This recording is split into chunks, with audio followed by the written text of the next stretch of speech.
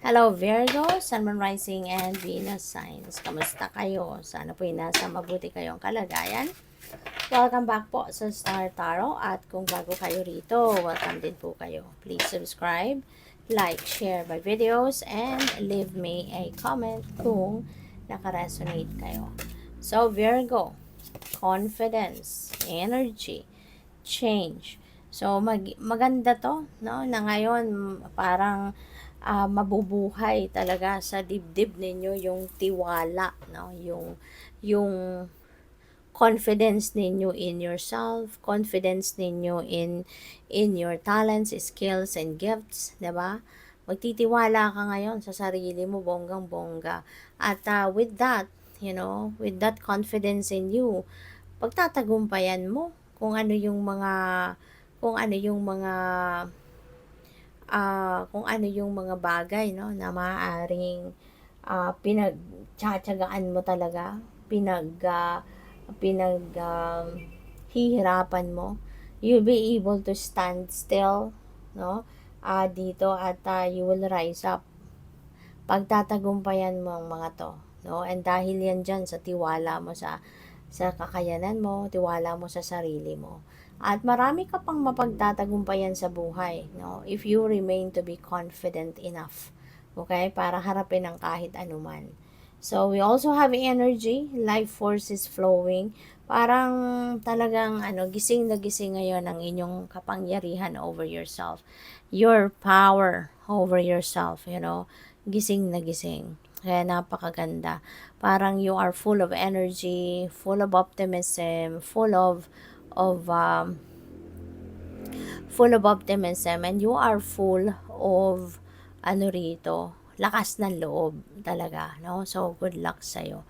So we have change. You are transforming. Let go of the past, embrace the light and joy of this new day. So mayroong pagbabago, Virgo. And feeling ko dito, you are going to start the change within you. No? So this is a change in your personal level. Siguro magsisimula ka dito, no, sa pagbabago ng kung ano yung mga ikikip mo sa sarili mo. No? What are the good things, no, na ikikip mo? What are the things na ilalet go mo?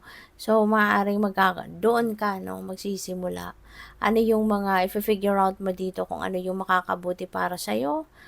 Then, you're going to keep in yourself kung ano yung makakasupport doon sa mga makakabuti sa'yo. And whatever it is, no, na hindi naman maganda ang epekto, ichuchuchu mo na yan sa buhay mo. You're going to remove them. Diba? So, there could be a lot of change dito. Perspective, beliefs, mga ganyan, sa mga pag-uugali, behavior, baka unti-unti, babaguhin mo talaga yan. Parang unti-unti i-repair mo, no? Kumbaga ang buhay mo, and you're going to start on a personal level. So maraming salamat for subscribing, no? And if you haven't subscribed yet, subscribe na kayo. And also maraming salamat din for not skipping the ads kasi malaking bagay po yan sa akin. Kung gusto po ninyo na mag-join sa membership, paki-click na lang din po yung join button sa baba ng video. So, merong magandang dito, Virgo. Merong magandang synchronicity. We have double 8. We have 8 of Pentacles and 8 of Cups. Ayan. So, si number 8, that is infinity. Okay? Parang limitless potential ang meron dito. And number 8 also resonates with financial and material blessings and success. Kaya most likely, Virgo, meron talagang paparating na pera sa inyo. Merong paparating na kaginhawaan pagdating sa inyong kaperahang aspeto. So, good luck sa'yo. And also,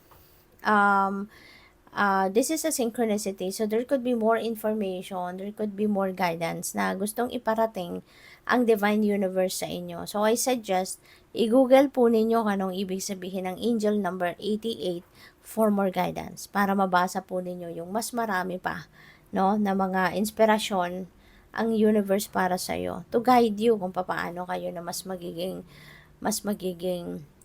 yayamanin, 'di ba? Kung paano kayo na mas magiging successful sa pera, yung ganyan, okay? So we have 8 of Pentacles. Alright? So, si Eight of Pentacles, this is kasipagan nito. No? Yung kasipagan ninyo, tiyaga ninyo. 'Di ba? Talagang mas ngayon, ah, mas marami ka pang gagawin sa ngayon, kumbaga. There will be more, ngayon, Virgo. Mas marami ka pang gagawin sa ngayon na magpapaano, magpapa, tawag dito, magpapaangat sa'yo. No? Kunyari, sa trabaho ito. 'Di ba? Yung sipag, tiyaga mo, pag-aaral, na ginagawa mo para mas maging magaling ka sa kung ano man ang inyong ginagawa, that is going to pay off. You know, ito yung time na pwedeng na kayo, maaaring ma-promote kayo, maaaring mabigyan kayo dito ng bonus, as in yung sipag at tiyaga ninyo rito, no, will be paid off. Kaya feeling ko dito, maaaring may promotion or pay raise na makakamit kayo. With the Eight of Cups, maganda rin ito kasi departure energy ito. Aalis kayo dito, no? Papunta kayo somewhere. Papunta kayo towards something na kung saan doon kayo mas magiging masaya. No? Hindi ibig sabihin na wala tong totally pakinabang sa'yo na sitwasyon na to sa ngayon, kaya kayo aalis. No? Hindi, kasi nung dumating ka, nung nagsimula ka sa kung ano man ang ginagawa mong ito, naging masaya ka din dito. 'Di ba? It has served its purpose sa buhay mo in the past. Naging masaya ka, naging contented ka din dito, naging fulfilled ka. Pero sadya lang talaga, no, na nag-i-evolve tayong lahat eh. Nagbabago lahat ang gusto natin, nagbabago yung gusto nating mangyari sa buhay natin, nagbabago yung gusto nating gawin, ano yung future natin, 'di ba? Nagbabagong lahat. Kaya siguro ngayon, gusto nyo nang iwanan ito kasi you've done everything you can already para sa sitwasyon na to. Parang na-exhaust mo na lahat, no? Naibigay mo na ang lahat-lahat, no, na meron ka para dito sa sitwasyon na to. Pero alam mo within yourself na mas marami ka pang pwedeng gawin na hindi mo pwedeng gawin dito sa sitwasyon na to. Kaya gusto mong umalis, gusto mong iwanan, talikuran, ng whatever situation this is, because you know the outside of where you are now, doon mo magagawa ang mas marami pang bagay na hindi lang ikaw ang makikinabang, kundi marami pang tao ang pwede mong matulungan. No? Kaya, this could be trabaho. This could be trabaho, this could be a family situation, this could be a relationship, yung ganyan na gusto mong iwanan. Kasi kumbaga, ano ka na dito eh. Hindi, wala ka nang ibang pwede pang gawin. 'Di ba? Kasi para ka nakalabagay na lang sa isang matchbox at dito na lang sa loob ng matchbox na to, ikaw pwede, wala ka nang pwedeng gawin para makalabas ka diyan sa or maiba pa ang magagawa mo if you're going to stay in this situation, parang ganon. Kaya you want to remove yourself from this situation so that you will be free to do whatever it is na gusto mo pang gawin, no, na alam mong magagawa mo pa para sa iba. Okay? At para sa sarili mo. So, kung saan ka man patungo, no, that is where you're going to be happier, contented, satisfied sa buhay, fulfilled, yung ganyan. No? So, congrats and good luck. Four of Cups. Ayan. For some of you, may offer sa inyo ang universe, pero hindi mo pinapansin or hindi mo napapansin. So, depende yan sa inyong sitwasyon. Diba?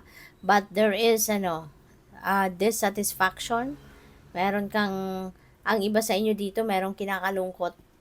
No? Merong kinakalungkot na baka merong expectations kayo na hindi ninyo nakuha. Hindi nag-materialize.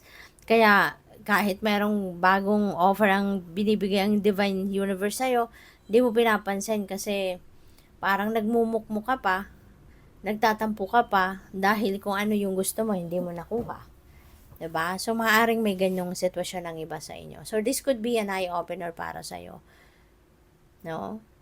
At kailangan nating isipin, alalahanin, Na kaya hindi nangyari kung ano man yung ine-expect mo kasi simply because it's not for you. Otherwise, kung yan ay para sa'yo, edi sana nandyan na. 'Di ba? So, good luck sa'yo. Thank you for watching. Love and light. Namaste.